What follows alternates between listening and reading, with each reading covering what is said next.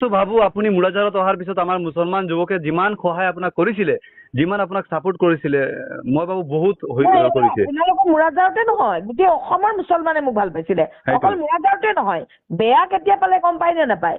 যেতিয়া মই নগাঁৱত ইলেকশ্যন খেলিবলৈ গ'লো, তেতিয়া মুছলমান বিলাকে মোক কি বুলি ক'লে যে ভোট নিদিয়াৰ কাৰণে চাগে বেয়া হৈছে বাইদেউ। না, ভোট নিদিয়াৰ কাৰণে নহয়, মোক ভোট নালাগে। 13টা মানুহ উঠিছে, এটা মানুহে জিকিব।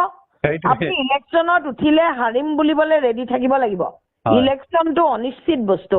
মই ভোট নোপোৱাৰ কাৰণে 1 ছেকেণ্ডো বেয়া পোৱা নাই, কিন্তু মোক ইলেকশ্যনৰ সময়ত তাহাঁতি হিমন্তৰ দালাল বুলি যিটো মিছা অপবাদ দিলে, মোক বিজেপিয়ে মোক পঠাইছে, কোটি কোটি টকা দি পঠাইছে, মোক কংগ্ৰেছৰ ভোট ভাঙিবলৈ পঠাইছে, বিজেপিক জিকাবলৈ পঠাইছে।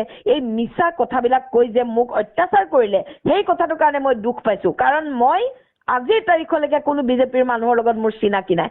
মুখ্যমন্ত্ৰীক মই ওচৰৰ পৰা দেখাই নাই আজিলৈকে।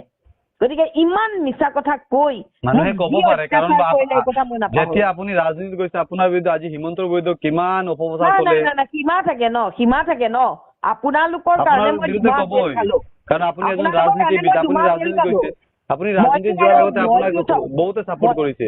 না না, মইতো সংগঠনৰ মানুহ নহয় ন, মইতো কোনো সংগঠনৰ মানুহ নহয়। মই এইটো বস্তু কোৱা নাই। যেতিয়া আপুনি ৰোজা ৰাখিছিলে, এজন হিন্দু ধৰ্মৰ হৈ ৰোজা ৰাখিছিলে, তেতিয়াতো আপোনাক বহুত হিন্দু লোকেও আপোনাক সমালোচনা কৰিছিলে। তেওঁলোককতো আপুনি শুভেচ্ছা বাৰ্তাও দিছিলে, আকৌ তেওঁলোকৰো লগ পাইছিলে। তেওঁলোকৰ কথাটো বেলেগ, তেওঁলোক মোৰ নিজৰ মানুহ ন। হিন্দু মানুহখিনি মোৰ নিজৰ মানুহ ন। গতিকে মই হিন্দু মানুহৰ লগত মৰিলে কাইলৈ মই হিন্দু মানুহখিনিয়ে মোৰ ওচৰত থাকিব। গতিকে আপোনালোকৰ ওচৰলৈ যে গৈছিলো, আপোনালোকৰ ওচৰলৈ মই সমন্বয়ৰ বাৰ্তা লৈ গৈছিলো।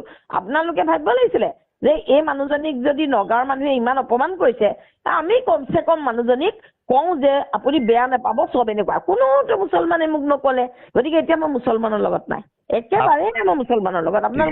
আপোনালোকক আগতে মই কেতিয়াও এনেকে নাই কোৱা, এতিয়া মই মুছলমানৰ লগত নাই, এতিয়া মই সাম্প্ৰদায়িক মানুহ, মই হিন্দুত্ববাদী, কথাটো ইমানটোৱে।